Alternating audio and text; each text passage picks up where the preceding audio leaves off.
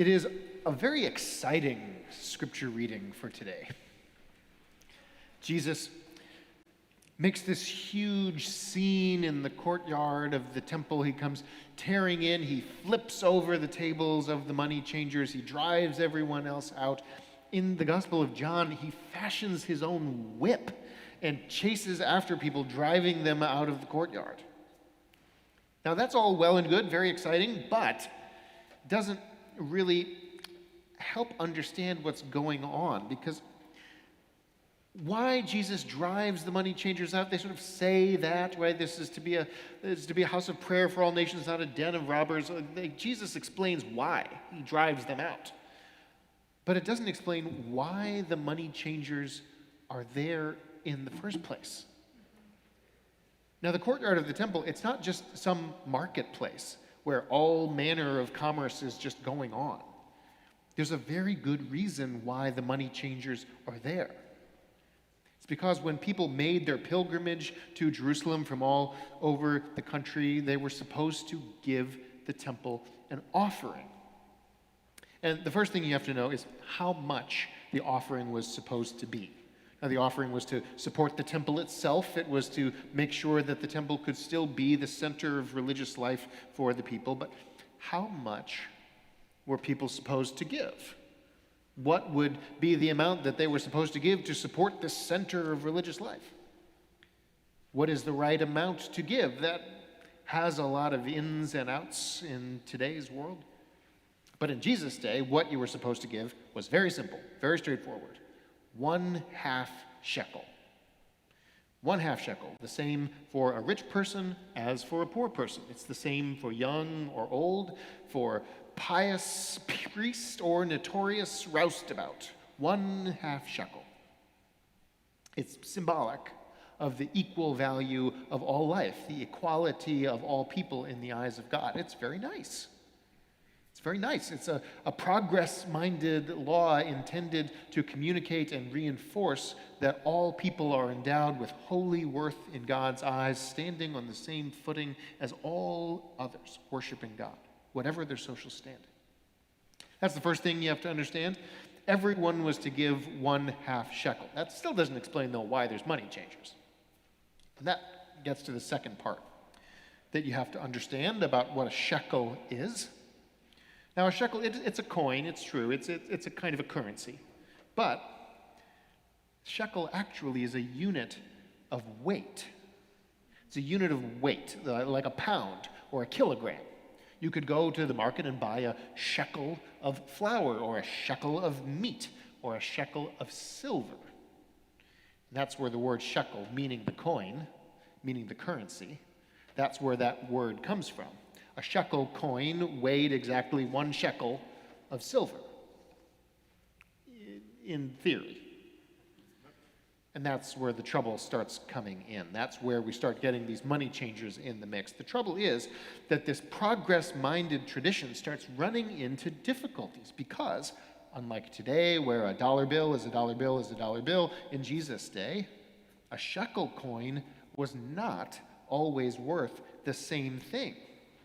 Because the shekel coins that were minted in say, the Decapolis, the 10 cities to the east of the River Jordan, they contained far less silver than the shekel coins minted in the city of Tyre on the Mediterranean Sea, like maybe half as much silver. Not close. Everybody knew this. Everybody knew this, that the Tyrian shekel contained the most silver. But it didn't really matter for a person's daily life.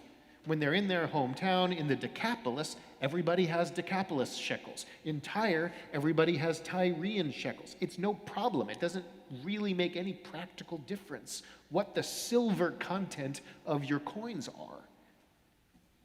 Except when you're making your pilgrimage to Jerusalem. And everybody from the Decapolis and everybody from Tyre would all travel to Jerusalem, each carrying their 1/2 shekel, intended to be an equal gift, showing their equal standing before God. But the people of Tyre would say, hey, My Tyrian shekel has twice as much silver as that monopoly money that they call a shekel over there in the Decapolis. I thought this was supposed to be about equality, and here I am paying double. Progress. It's complicated when it runs into real life. So the temple had to make progress on the progress. They said, all right, everybody has to pay the same thing, 1/2 shekel, but it's going to be the Tyrian half shekel.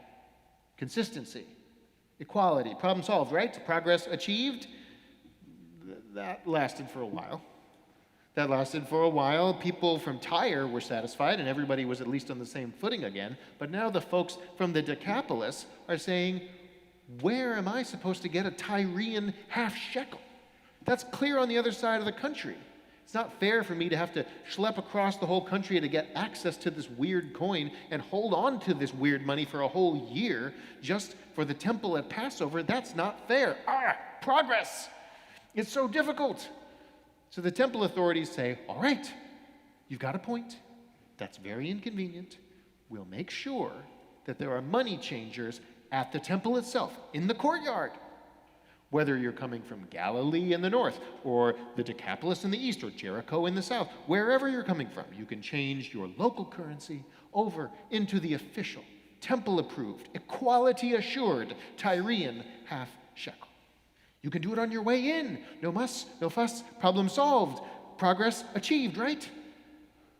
No, because the money changers, of course, they were charging a fee for their services. Money changers got to eat too. The money changers are charging a fee for their services. It wasn't a lot per transaction, but they had to make it worth their while. And while this fee would be basically nothing to a rich person, to a poor person, it would substantially increase what they were paying.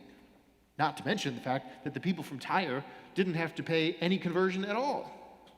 So now the people from the Decapolis began to complain again, and every time the temple authorities tried to achieve some kind of progress, they kept running into some new hurdle, some new challenge, some new need to make progress on the progress, no matter how much progress they made. So at some point, the temple authorities, they just kind of threw up their hands and said, that's it. That's as much progress as there's going to be, all right?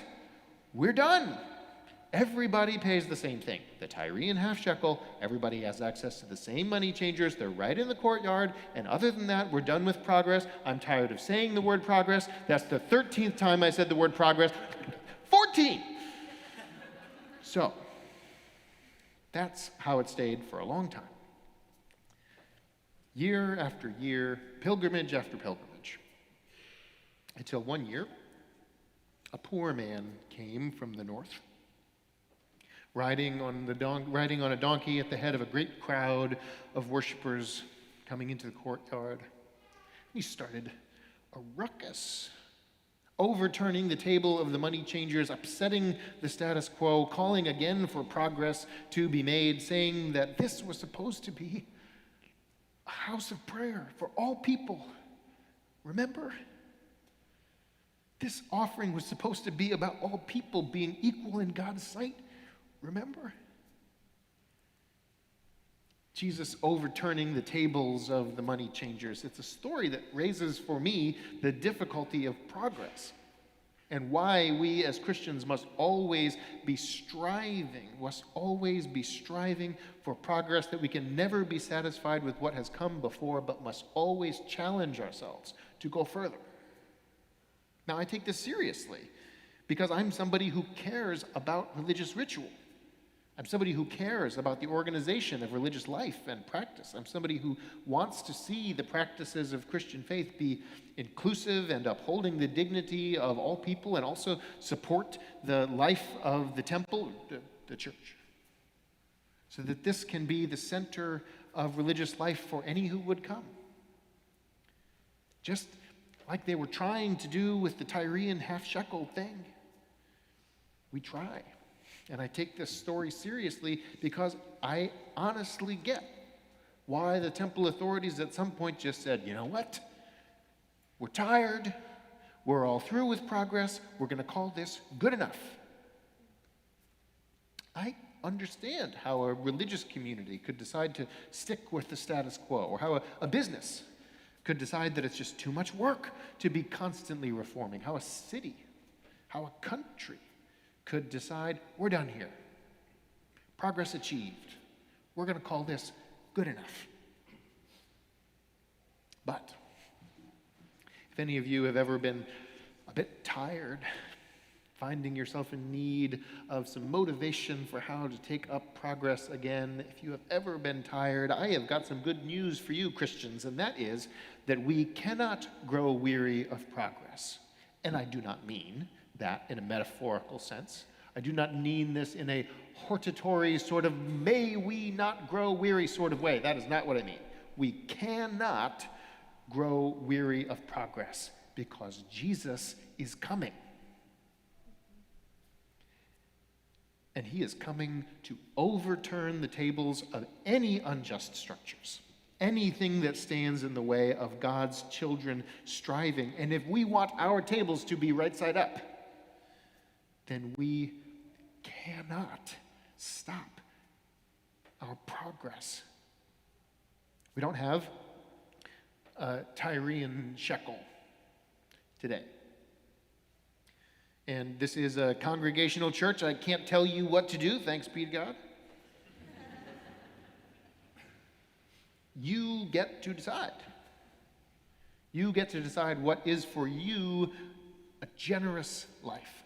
You get to decide how in your time and your talent and your treasure, how you will work in the coming year to help this church make progress, to make the gospel in the world progress.